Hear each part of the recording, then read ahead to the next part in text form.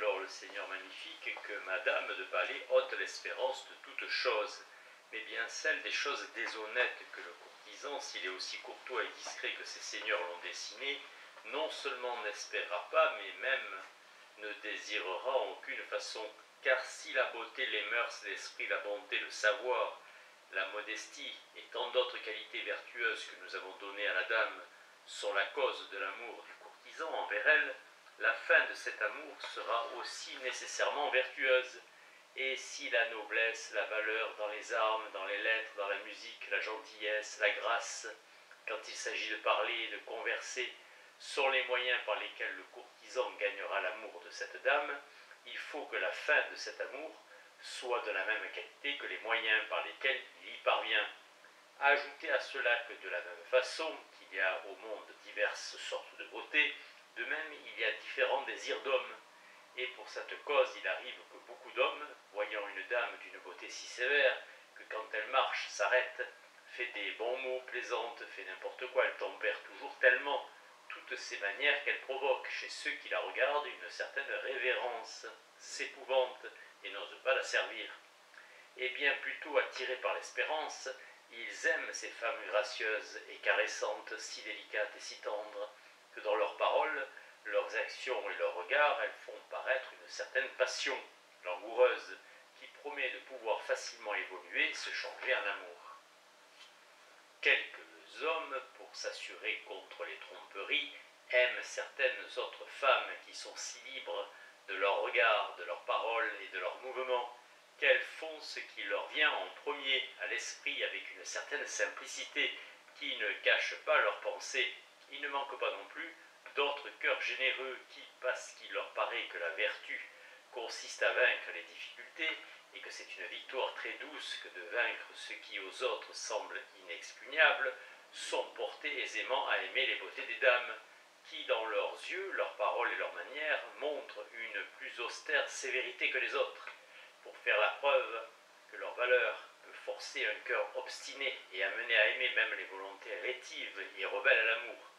Pour cette raison, ceux-là, pleins de confiance en eux-mêmes, car ils sont sûrs de ne pas se laisser tromper, aiment volontiers certaines femmes qui, grâce à leur sagacité et à leur habileté, semblent tenir cachées sous leur beauté 1000 astuces, ou bien certaines autres qui ont joint à la beauté une manière dédaigneuse, qui parlent peu, qui ne rient guère, avec une manière de regarder de haut, pour ainsi dire, tous ceux qui les admirent ou qui les servent. Et puis il y en a d'autres qui ne daignent aimer que les femmes, qui dans leur aspect, leur façon de parler et tous leurs gestes, ont assemblé toute l'élégance, toutes les bonnes manières, tout le savoir et toutes les grâces, comme une seule fleur composée de toutes les excellences du monde. De cette manière, si Madame de Palais est privée de ses amours provenant d'une espérance mauvaise, elle ne restera pas pour cela sans amant, car elle ne manquera pas de ceux qui seront incités par ses mérites et par la confiance qu'eux-mêmes ont en leur propre valeur, par laquelle ils se reconnaîtront dignes d'être aimés par elle. Mais sire Roberto, cependant, se mit à contredire, mais Madame la Duchesse lui donna tort, confirmant les propos du Seigneur magnifique. Puis il ajouta, nous n'avons pas de raison de nous plaindre du Seigneur magnifique, parce que véritablement j'estime que la dame de Palais, qu'il a formée, peut se comparer au courtisan, et même avec un certain avantage, parce qu'il lui a appris à aimer, ce que ses seigneurs n'ont pas fait à leurs courtisans. Il convient bien, dit alors l'unico Aretino, d'apprendre l'amour aux femmes, parce que je n'en ai guère vu qui le sachent faire, car elles accompagnent presque toute leur beauté de cruauté et d'ingratitude à l'endroit de ceux qui les servent le plus fidèlement, et qui par leur noblesse, leur courtoisie et leur vertu mériteraient d'être récompensés de leur amour. Et souvent aussi, elles se donnent à des hommes très sots, vils et de peu de valeur, qui, loin de les aimer, les haïssent. C'est pourquoi, pour éviter ces fautes si énormes, il serait peut-être bon de leur apprendre d'abord à choisir celui qui mériterait d'être aimé, pour l'aimer ensuite. Cela n'est pas nécessaire pour les hommes, car ils ne le savent que trop d'eux-mêmes, et moi-même je peux être un bon témoin de cela, puisque personne ne m'a jamais appris à aimer, si ce n'est la divine beauté et les manières très divines d'une dame. Il s'agit de la duchesse Elisabetta, au point qu'il n'était pas au pouvoir de ma volonté de ne pas l'adorer. Pour cela, je n'ai eu besoin d'aucun art et d'aucun maître, et je pense que la même chose arrive à tous ceux qui aiment vraiment. Aussi, serait-il plus convenable d'apprendre aux courtisans à se faire aimer qu'à aimer? Alors Madame Emilia dit: à présent, Seigneur Unico, parlez-nous donc de cela. Il me semble, répondit l'Unico, que la raison voudrait qu'en servant et en faisant plaisir aux femmes, on acquit leur faveur, mais je crois qu'il faudrait apprendre des femmes elles-mêmes ce en quoi elles considèrent qu'on les sert et qu'on leur fait plaisir, car elles désirent souvent des choses si étranges qu'il n'y a pas d'homme qui sache les imaginer,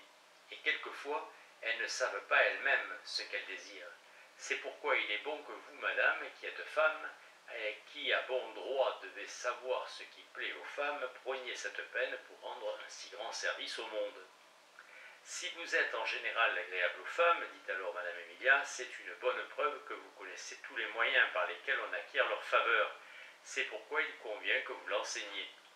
Madame, répondit l'Unico, je ne saurais donner à un amant un conseil plus utile que celui d'obtenir que vous n'ayez pas d'autorité sur la dame, dont il rechercherait la faveur, car quelque qualité que le monde ait parfois cru voir en moi, et avec l'amour le plus sincère qui fut jamais, je n'ai pas eu autant de pouvoir pour me faire aimer que vous en avez eu pour me faire haïr. Seigneur Unico, répondit alors Madame Emilia, Dieu me garde, je ne dirai pas de faire, mais même de penser jamais quoi que ce soit qui puisse vous faire haïr, car outre que je ferai ce que je ne dois pas faire, je passerai pour avoir peu de jugement en tenant quelque chose d'impossible. Mais puisque vous me poussez de la sorte à parler de ce qui plaît aux femmes, je parlerai, et si cela vous déplaît, attribuez-en la faute à vous-même. J'estime donc que celui qui veut être aimé doit aimer et être aimable, et que ces deux choses suffisent pour acquérir la faveur des femmes. Maintenant, pour répondre à ce dont vous m'accusez, je dirais que chacun sait et voit que vous êtes très aimable, mais que vous aimiez aussi sincèrement que vous dites, j'en doute fort. Et les autres aussi peut-être, car le fait d'être trop aimable a été cause que vous avez été aimé par de nombreuses femmes, et les grands fleuves divisés en plusieurs parties deviennent de petits ruisseaux. Ainsi l'amour qui est divisé en plus d'un seul objet a peu de force.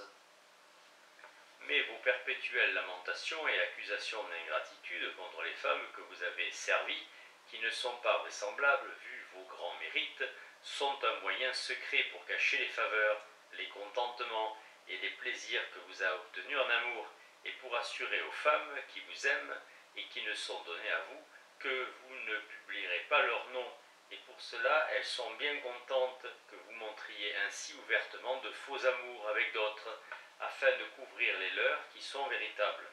De là vient que si ces femmes que vous faites mine maintenant d'aimer ne sont pas aussi crédules que vous voudriez, c'est parce que votre artifice en amour commence à être découvert, et non pas parce que je vous fais haïr. Je ne veux absolument pas, dit alors le Seigneur Unico, tenter de réfuter vos paroles, car désormais il est aussi fatal que je ne sois pas cru quand je dis la vérité que vous le soyez quand vous dites des mensonges.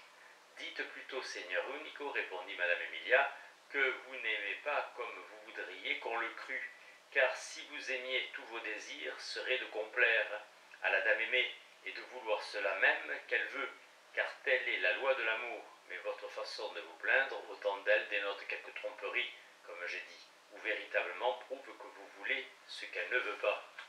Tout au contraire, dit le Seigneur Unico, je veux bien ce qu'elle veut, ce qui est le signe que je l'aime, mais je me plains de ce qu'elle ne veut pas, ce que je veux, ce qui est le signe qu'elle ne m'aime pas, selon la même loi que vous avez alléguée. Celui qui commence à aimer, répondit Madame Emilia, doit aussi commencer à complaire et à s'accommoder totalement aux volontés de la personne aimée, et gouverner par elle les siennes. Il doit faire que ses propres désirs soient esclaves, que son âme même soit comme une servante obéissante, et qu'elle ne pense jamais à autre chose qu'à se transformer, s'il est possible, en celle de la personne aimée, en trouvant là son plus grand bonheur, car c'est ainsi que font ceux qui aiment vraiment. Précisément, ce serait là mon plus grand bonheur, dit le Seigneur Unico, si son âme et la mienne étaient gouvernées par une seule volonté. C'est à vous de le faire, répondit Madame Emilia. Alors Messire Bernardo, interrompant les autres, dit « Il est certain que celui qui aime véritablement dirige toutes ses pensées sans que personne d'autre ne lui enseigne. vers le service et le plaisir de la femme aimée. Mais parce que ces services amoureux parfois ne sont pas bien connus, je crois qu'outre l'amour et le service, il est nécessaire de faire quelque autre démonstration de cet amour, qui soit si claire que la femme ne puisse feindre de ne pas savoir qu'elle est aimée, mais avec beaucoup de modestie néanmoins, afin de ne pas paraître lui manquer de respect. Et c'est pourquoi, madame, puisque vous avez commencé à dire comment l'âme de l'amant doit être la servante obéissante de l'aimé, apprenez-nous aussi de grâce ce secret qui me semble de très grande importance. Mais Sire César se mit à rire et dit « Si l'amant est si modeste qu'il a honte de le lui dire, qu'il lui écrive. S'il est aussi discret qu'il convient, ajouta madame Emilia, il doit plutôt, avant de le faire entendre à la dame, s'assurer qu'il ne l'offense pas. Toutes les femmes sont heureuses, dit alors le seigneur Gasparo, que l'on implore leur amour, même si elles ont l'intention de refuser ce qu'il leur demande. Vous vous trompez beaucoup, répondit le seigneur magnifique, et je ne conseillerais jamais aux courtisans d'employer ce moyen, s'il n'est pas bien certain de ne pas essuyer un refus.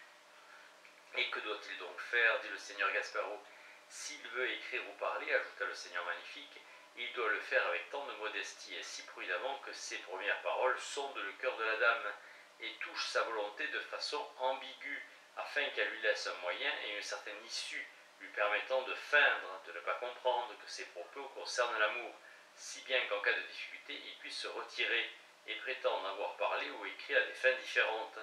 pour jouir assurément des caresses familières et des bons procédés que souvent les dames accordent à ceux qui leur semblent les avoir prises en amitié, et puis qu'elles refusent aussitôt qu'elles s'aperçoivent que leurs bontés ont été prises pour des marques d'amour.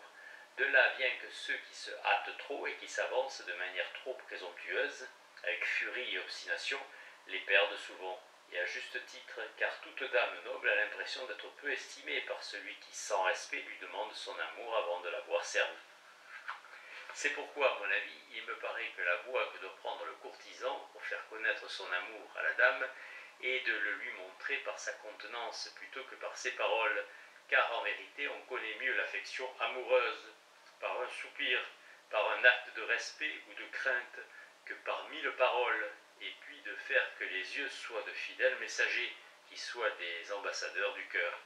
Souvent, en effet, il montre la passion qui est au-dedans avec une efficacité plus grande que la langue elle-même, que les lettres ou autres messages, si bien que non seulement il découvre les pensées, mais souvent aussi allume l'amour dans le cœur de la personne aimée, car ces vifs esprits qui sortent par les yeux,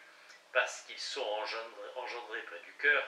quand ils entrent aussi dans les yeux, vers lesquels ils sont dirigés comme la flèche vers la cible, pénètrent naturellement dans le cœur, comme dans leur demeure. Là, ils se confondent avec les autres esprits, et grâce à cette très subtile nature de sang qu'ils possèdent, ils agissent par contagion sur le sang proche du cœur où ils sont parvenus, le réchauffent et le rendent semblable à eux, donc propre à recevoir l'impression de l'image qu'ils ont transportée. Grâce à quoi, peu à peu, ces messages, qui parcourent dans les deux sens le chemin qui va des yeux au cœur, et qui rapportent avec eux l'amorce et le fusil de la beauté et de la grâce, allument avec le vent du désir ce feu si ardent qui ne cesse jamais de brûler, parce qu'il lui apporte toujours quelques raisons d'espérer pour le nourrir. C'est pourquoi on peut bien dire que les yeux servent de guide en amour, surtout s'ils sont gracieux et caressants. Noirs d'une noirceur claire et douce, ou bien bleus, s'ils sont gais, riants et tellement agréables et pénétrants dans le regard comme certains, dans lesquels il semble que les chemins par où sortent les esprits sont si profonds que par eux on peut voir jusqu'au cœur. Les yeux, donc, se tiennent cachés, comme à la guerre les soldats en embuscade, et si la forme de tout le corps est belle et bien proportionnée, elle attire et séduit ceux qui la regardent de loin, jusqu'à ce qu'ils s'approchent, et aussitôt qu'ils sont prêts, les yeux décochent leurs flèches et répandent leur venin enchanté, principalement quand, en droite ligne, ils envoient leurs rayons dans les yeux de la personne aimée, au moment même où ceux-ci en font tout autant, parce que les esprits se rencontrent et que dans cette douce collision, l'un prend les qualités de l'autre, comme l'on voit dans le cas d'un œil malade, qui, en regardant fixement un œil sain, lui donne sa maladie. Il me semble donc que notre courtisan peut de cette manière manifester en grande partie l'amour qu'il porte à sa dame. Il est vrai que si les yeux ne sont pas gouvernés avec art, bien souvent ils découvrent les désirs amoureux davantage qu'on ne le voudrait, car à travers eux brillent au dehors, de façon presque visible, les ardentes passions que l'amant, qui voudrait les faire connaître seulement à la personne aimée, révèle souvent aussi à ceux à qui il voudrait le plus les cacher. C'est pourquoi celui qui n'a pas perdu le frein de la raison se conduit prudemment, en observant les temps et les lieux, et quand il le faut, il se garde de tout regard trop appuyé, bien que ce soit là une très douce pâture, parce qu'un amour public est une chose très déplaisante.